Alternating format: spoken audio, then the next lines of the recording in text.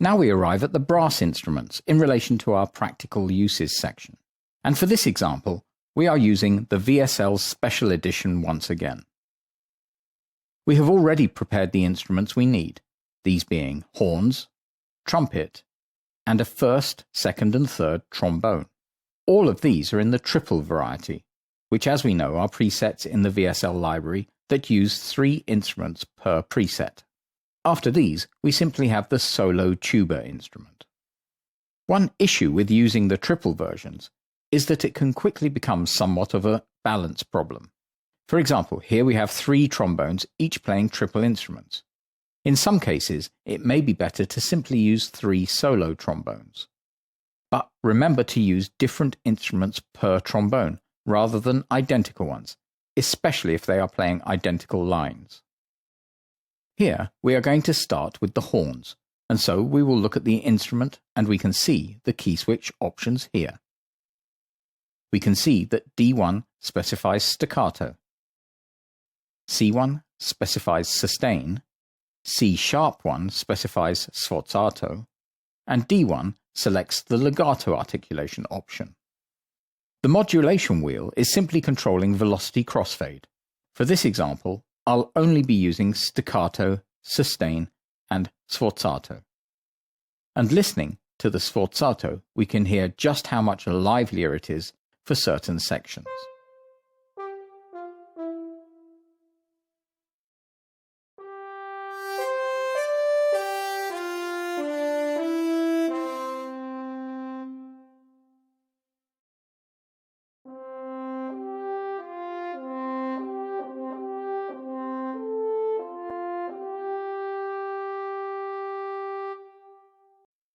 I'll put the tempo down to 100.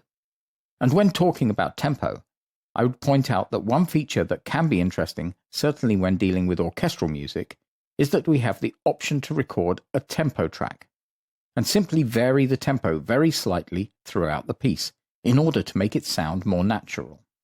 We are talking about a maximum of a couple of beats per minute as a range, but by simply varying smoothly the tempo, it can make the piece sound much more natural. So now, I will record the horns after having initially set the modulation wheel to the desired setting.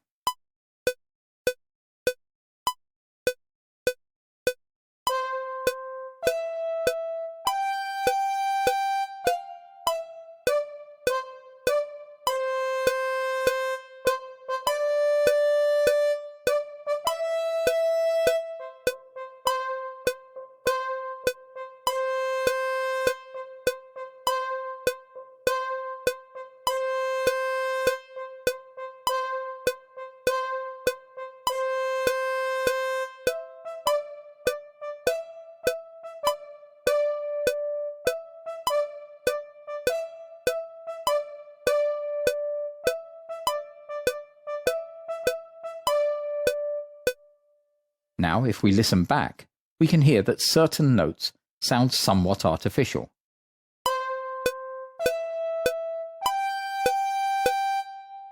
And this is the issue with MIDI performances. We have to inject the modulation ourselves.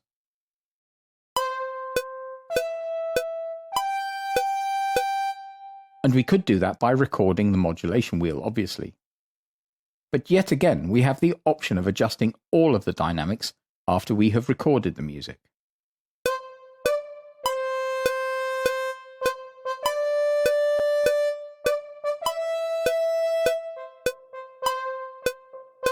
We certainly notice that in the staccato sections, there is more life in the playing, and that is because the instrument is responding to velocity.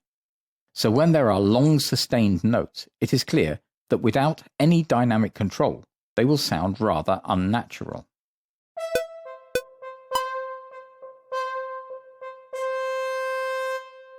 And now I'll record the second voice, but directly into the same MIDI track as the first horns,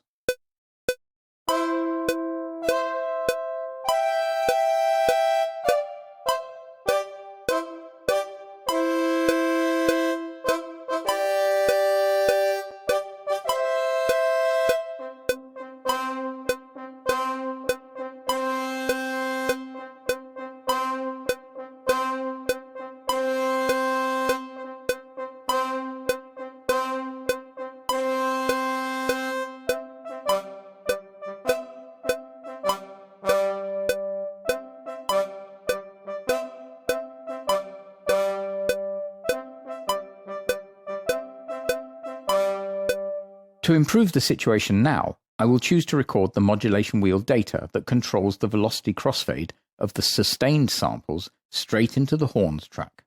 So after a quick practice run, I'll record the modulation wheel.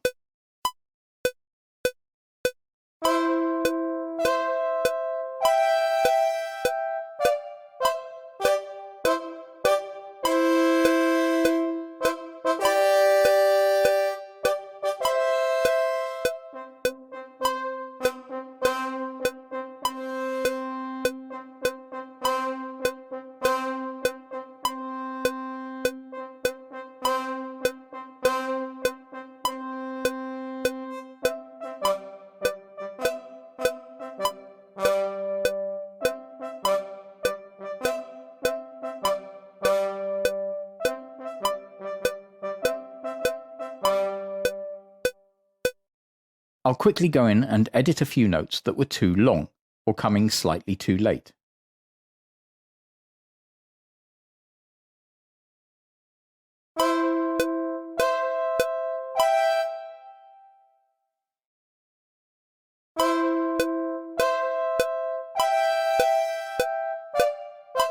And while we are here, we can view the modulation wheel data and edit it directly. For example, here, I could bring it in somewhat earlier, but in the context of this lesson, we will simply carry on with our recording. Now we come to the trumpets, which are laid out in much the same way as the horns. So we have the same articulation options available to us.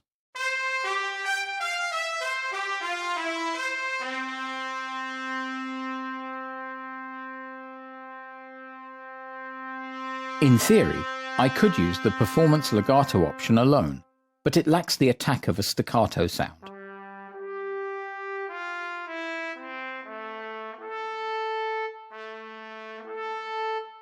Of course, I have the option to go in and layer the legato sample with the staccato sample and adjust and control the relative levels of the two samples to achieve a balance between the attack of the staccato instrument and the legato effect.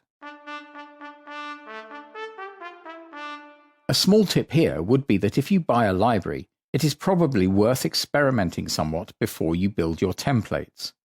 Simply by playing around and editing, you will certainly find ways of using your library that suit you better than simply using all of the presets as they are. Finding out which preset you prefer, how you like controlling them, and what controllers you use is part of working out how to get the most out of your virtual orchestra. One way to find out if a patch is performing as well as you wanted it to is to simply record a solo track using a variety of articulations, and then editing the patch to make that track sound as good as possible. You may also find that changing to a different patch completely may sound better than sticking to the patch that you played the musical part with.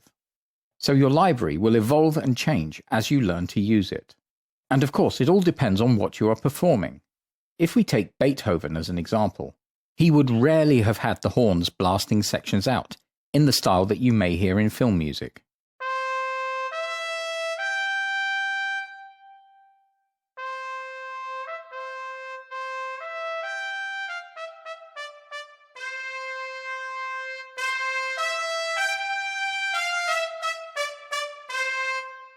They were simply used more subtly. So dynamics and choice of instruments and libraries is not just based on personal preferences, but also what you are trying to achieve and what music you are trying to reproduce, as we will see in later sections of this tutorial. So now we can record the trumpets.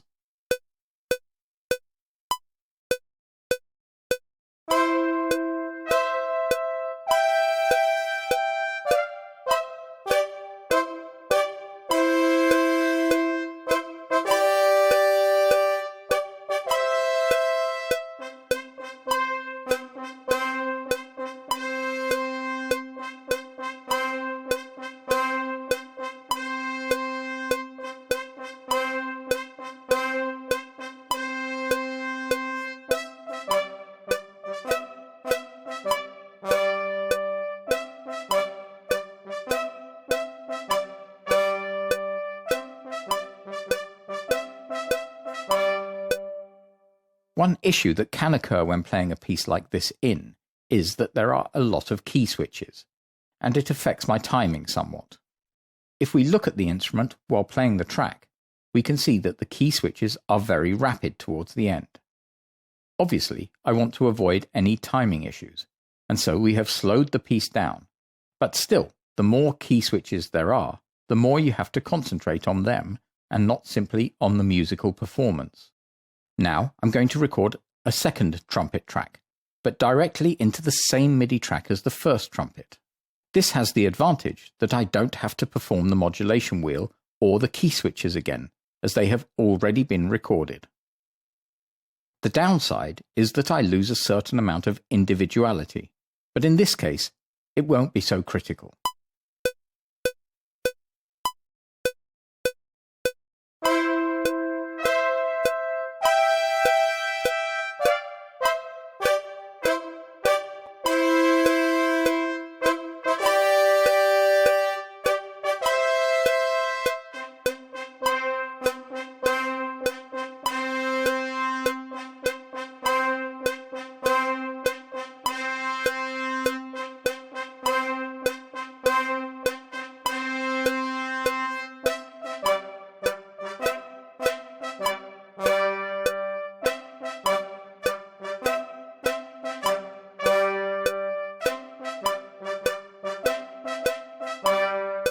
And finally, for this track, I will overdub the modulation wheel to control the dynamics of the legato instruments.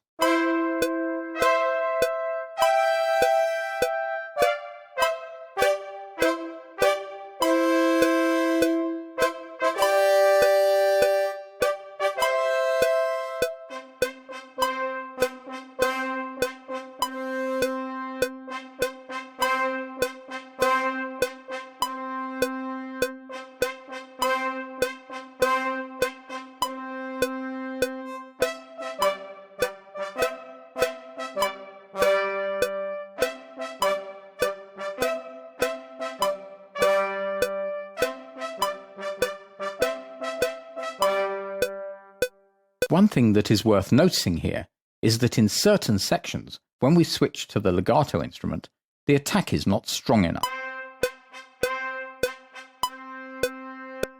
To rectify this, I will open the track, and I have the option to use the sforzato instrument instead, and I can specify it by adjusting the key switch MIDI data.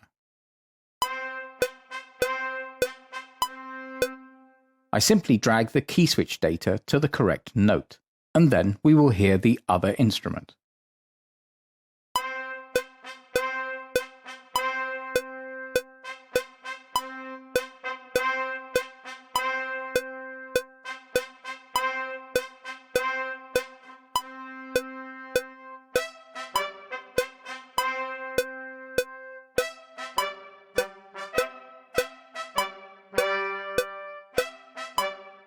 A slight issue is that the sforzato sample does not sustain for the entire length of the note.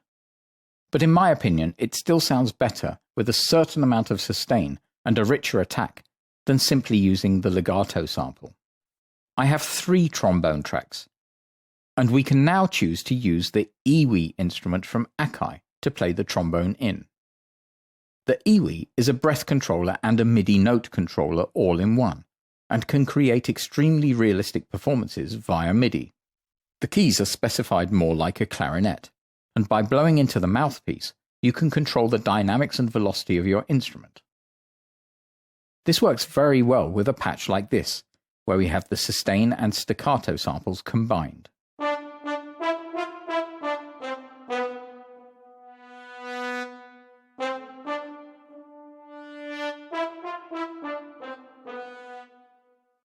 If we look here at the velocity crossfade, we can see that it is assigned to CC2, which is the breath controller in the iwi.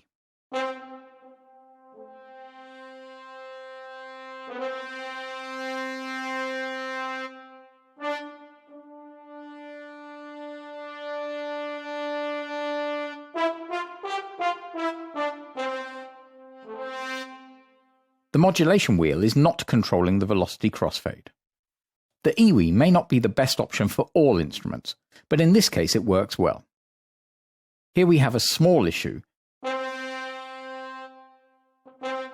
and that is that as I play up the keyboard, or the highest notes on the EWI, I run out of notes in the VSL.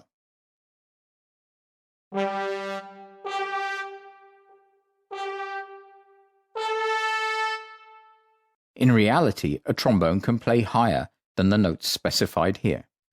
In the case of the Pro version of the VSL, we could extend the range. But this isn't really an issue right now. And so now I'll record using the EWI.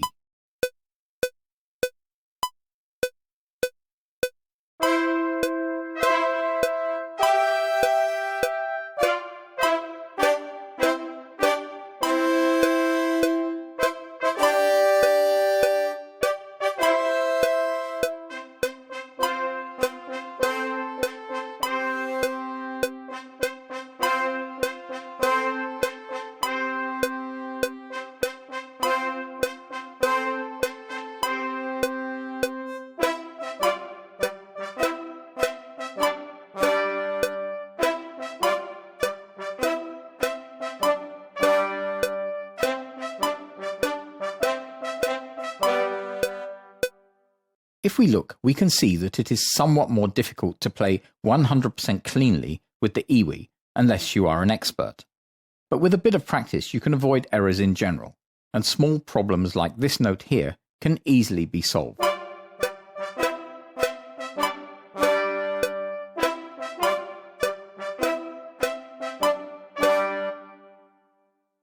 I can simply start recording the second trombone straight away.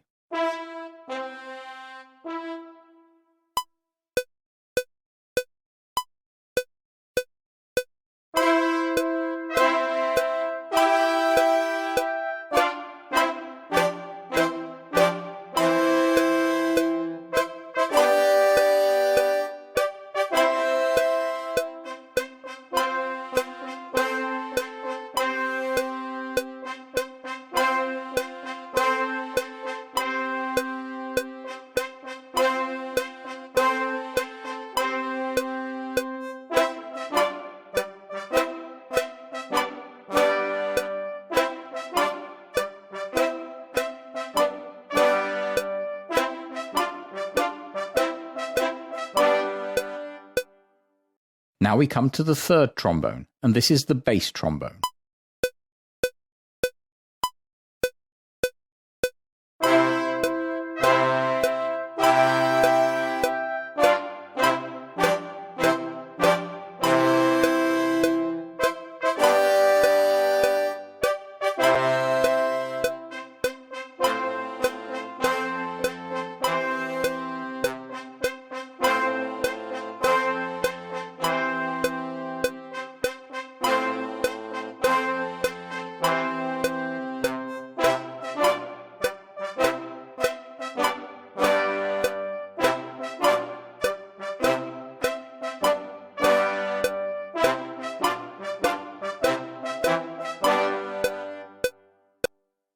At this point, I'm simply going to look in each part and check that the first couple of notes are roughly starting at the same time.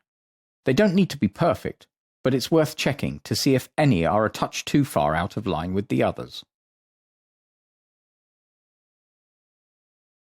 As there is no tuba in this piece, we can simply listen back to our performance at the correct tempo of 140 BPM.